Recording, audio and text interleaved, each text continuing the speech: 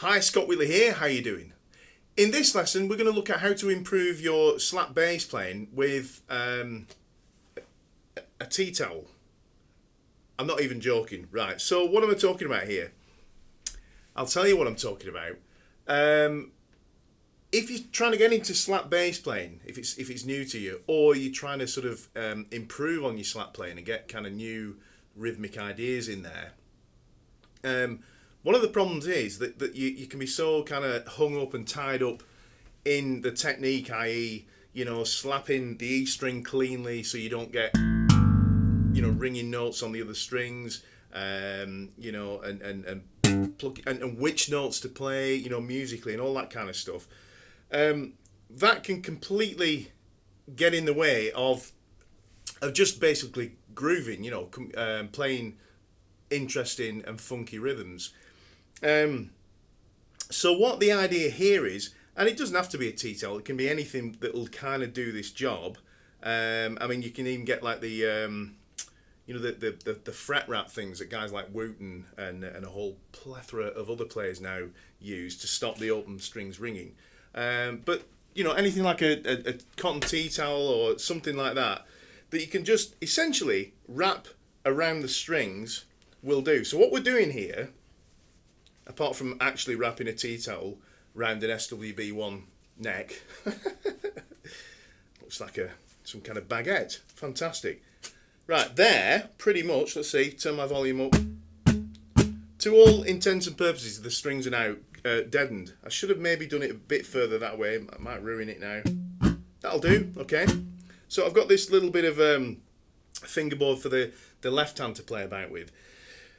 And what this is going to allow us to do is just completely focus on playing rhythms, messing around with rhythms, treating the bass guitar completely as a percussion instrument just for the sake of practice and getting into grooving. I mean, you can make music doing this for sure, but what we're looking at here is not to not to go and do a gig with a tea towel on your neck, but just to sit and not have the worry for a little while of playing the right notes and getting your slap technique absolutely perfect, but rather just to get free to come up with interesting rhythms. So let me try and demonstrate what I'm talking about.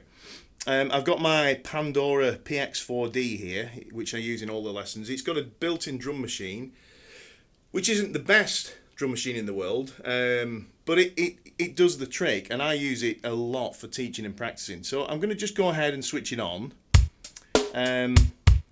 It's on a rhythm called 8-beat 1, okay? And what you could do, if you're very new to slapping, is you could just try emulating what the kick and snare are doing. So you can hear that bum, ga, bum, bum, ga. Okay, so I might do that between my thumb for the kick drum and the pull with the snare. Okay, so I should be able to get away with this without even touching the bass with the left hand. Here we go.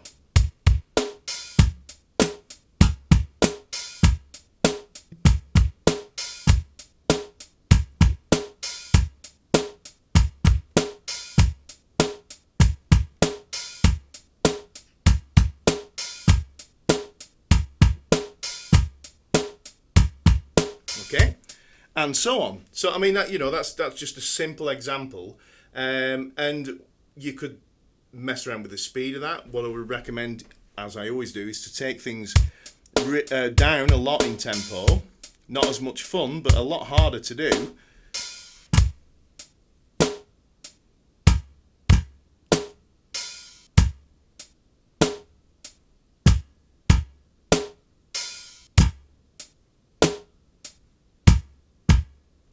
So at that really slow tempo, there's so much gap in between the beats you're playing that it becomes increasingly more difficult to play exactly in time with the kick drum. And that's what we're trying to do, be absolutely on the money and grooving even at that speed.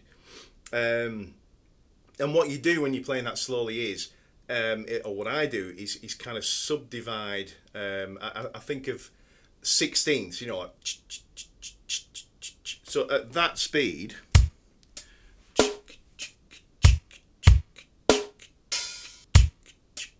in my head I've got that kind of, I imagine like a shake or something going. And if you keep that going in your head,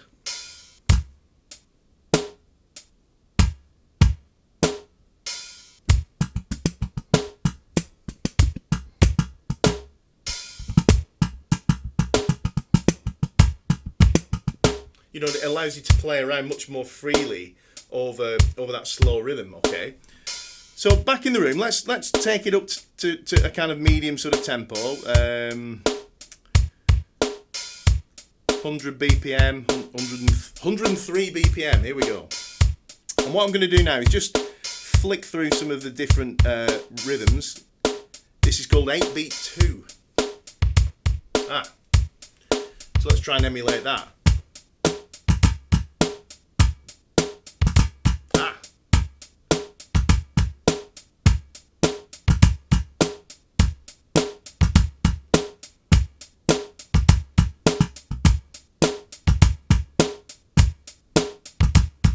Okay, 8-beat rhythm 3. I'm not going to do all of these rhythms.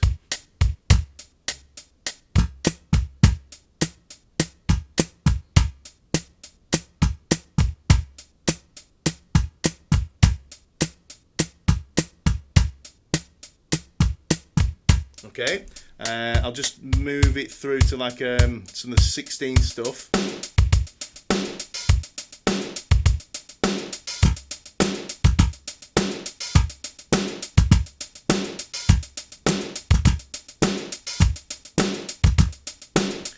And so on. So you can that's a basic thing that you can start doing just to get the thumb and the pull working without having to worry about any notes at all. You know, you're just free to you know, mess around.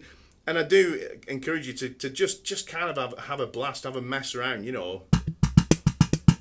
See if you can get something going between the thumb, you know, even if it's just da da da da da da. And see if you can speed that up, you know, just gradually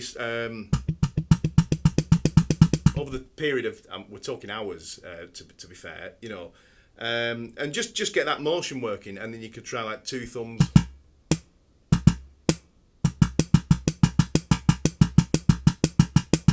You know, like, or this is going to be hard.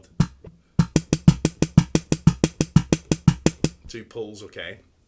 There are easier ways to do that, but hopefully you get the gist of what I'm talking about. So we've not even brought the left hand into this at all at the minute. And again, there's kind of, you know, a million different ways you can go about this.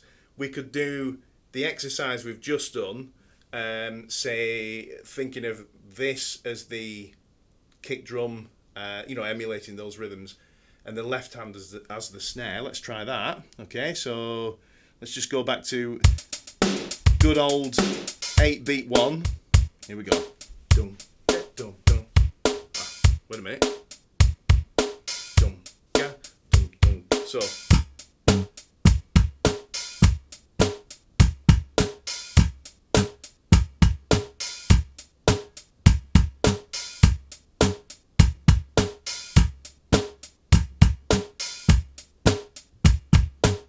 Let's try and switch that about so this becomes a kick drum.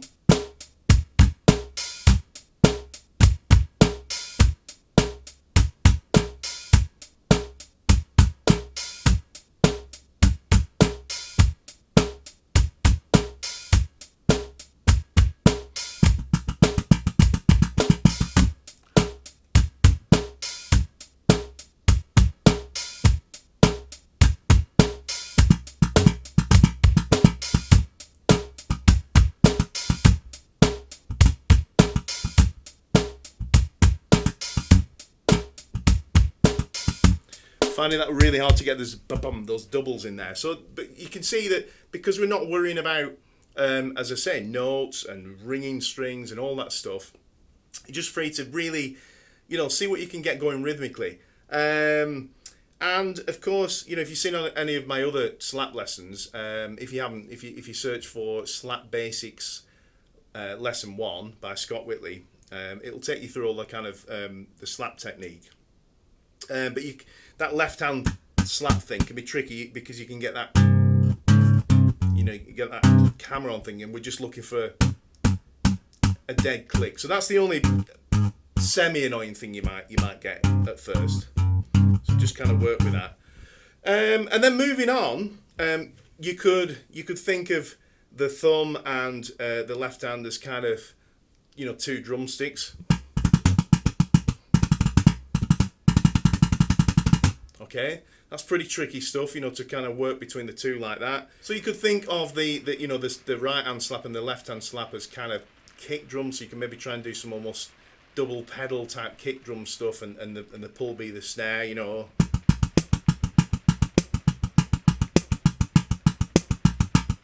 That sort of thing. You could try, you know, just combinations of the three.